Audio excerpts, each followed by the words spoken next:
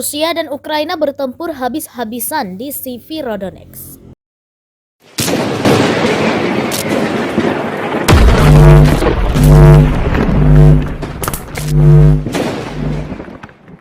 Pasukan Ukraina berjuang untuk mempertahankan posisi mereka dalam pertempuran berdarah jalanan di kota Severodonetsk Selasa 7 Juni 2022.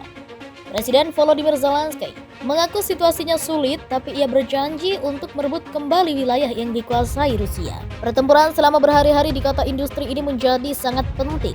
Rusia memfokuskan kekuatan ofensifnya dengan harapan mencapai salah satu target, yakni sepenuhnya merebut provinsi sekitar Luhansk untuk mendukung basis kelompok separatis berbahasa Rusia. Kita harus merebut kembali seluruh wilayah kita, kata Zelensky melalui tautan video di sebuah acara yang diselenggarakan oleh surat kabar Financial Times Inggris pada hari Selasa.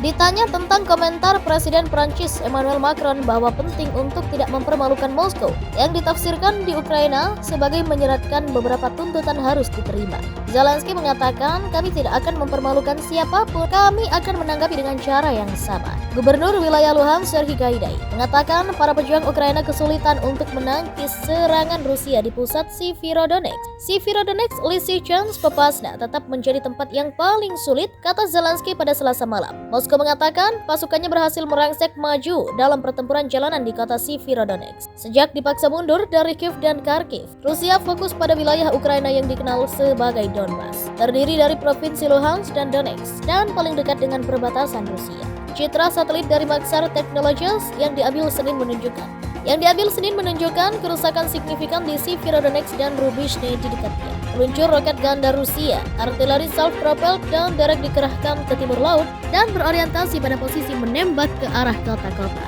kata perusahaan AS. Dalam sebuah rilis, para pejabat Ukraina mengatakan pasukan mereka melakukan serangan balasan mendadak pekan lalu, mengusir Rusia dari bagian pusat kota. Sebelum itu, Rusia tampaknya akan mengepung garnisun Ukraina di Luhansk, mencoba untuk memotong jalan utama ke Severodonetsk dan kota kembarnya Lysychansk. Suasana mengharukan dan murung terjadi di Druskivka, kantong provinsi Donetsk yang dikuasai Ukraina. Penduduk mencoba menyelamatkan barang dari puing-puing rumah yang dihancurkan Rusia. Ada yang menemukan album foto atau buku. Nadezhda mengambil album foto anak-anak berwarna merah muda dan buku latihan taman kanak-kanak dari reruntuhan rumahnya dan meletakkannya di rak yang entah bagaimana masih berdiri di antara reruntuhan. "Saya berdiri di sini melihat, tetapi saya tidak tahu harus berbuat apa. Saya mulai menangis, saya tenang, lalu saya menangis lagi." Kota kedua Ukraina, Kharkiv, juga dilanda pengeboman pada Selasa, dan wali kota setempat mengatakan 1 orang tewas. Kota timur laut itu telah lebih tenang dalam beberapa pekan terakhir. Vyacheslav Sulga, seorang karyawan di sebuah restoran pizza di utara Kharkiv yang rusak, mengatakan kecil harapan restoran itu bisa segera dibuka kembali. "Semuanya hancur, kami memindahkan peralatan, tidak akan ada bisnis di sini untuk saat ini." Lebih dari 2 minggu sejak pengepungan kota Mariupol di selatan berakhir, kantor berita TASS mengutip sumber penegak hukum Rusia yang mengatakan bahwa lebih dari 1.000 tentara Ukraina yang menyerah di sana telah dipindahkan ke Rusia untuk penyelidikan. Dampak pertempuran sengit untuk menguasai kota Severodonetsk di Ukraina Timur turut berimbas terhadap sebuah perguruan tinggi pertambangan di Lysychansk. Diketahui 2 orang terluka setelah pasukan Rusia menembaki sebuah universitas tersebut. Angkatan bersenjata Ukraina melaporkan pasukan Rusia menggunakan artileri, pesawat, dan helikopter di daerah tersebut. Dikabarkan situs tersebut terletak di dataran tinggi yang strategis di seberang sungai Donetsk Siversky dari Severodonetsk. Hal itu dikonfirmasi Kepala Administrasi Militer Wilayah Luhansk Serhiy Gaidai. Dikutip dari tribunnews.com pada Selasa 7 Juni, Gaidai mengatakan Rusia menggunakan kelompok sabotase dan pengintaian. Dikatakan olehnya, kelompok sabotase itu berada di desa Bilohorivka, di sebelah barat Lysychansk dan Severodonetsk. Kota itu juga terletak di dataran tinggi di sebelah sungai Donetsk Siversky. Diketahui kota itu merupakan lokasi kekalahan besar-besaran Ukraina atas serangan Rusia bulan lalu.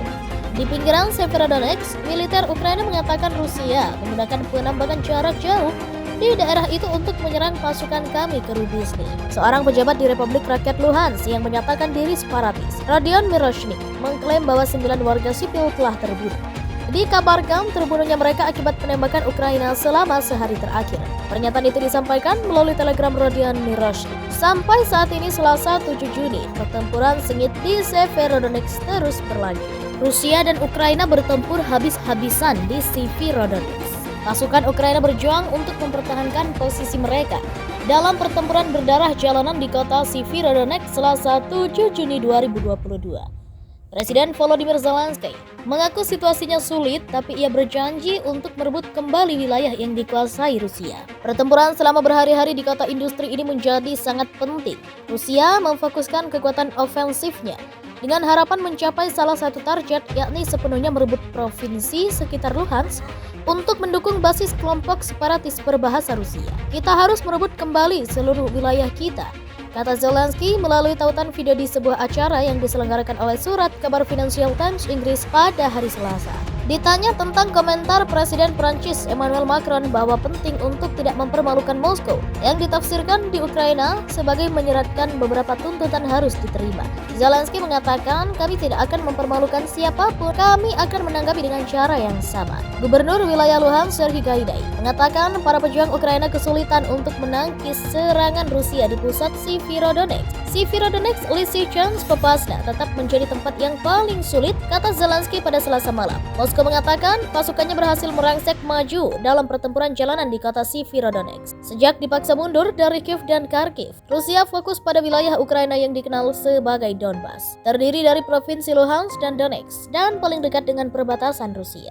Citra satelit dari Maxar Technologies yang diambil Senin menunjukkan kerusakan signifikan di Severodonetsk dan Rubizhne di dekatnya. Peluncur roket ganda Rusia, artileri self-propelled dan derek dikerahkan ke timur laut dan berorientasi pada posisi menembak ke arah kota-kota. Kata perusahaan AS dalam sebuah rilis, para pejabat Ukraina mengatakan pasukan mereka melakukan serangan balasan mendarat pekan lalu, mengusir Rusia dari bagian pusat kota.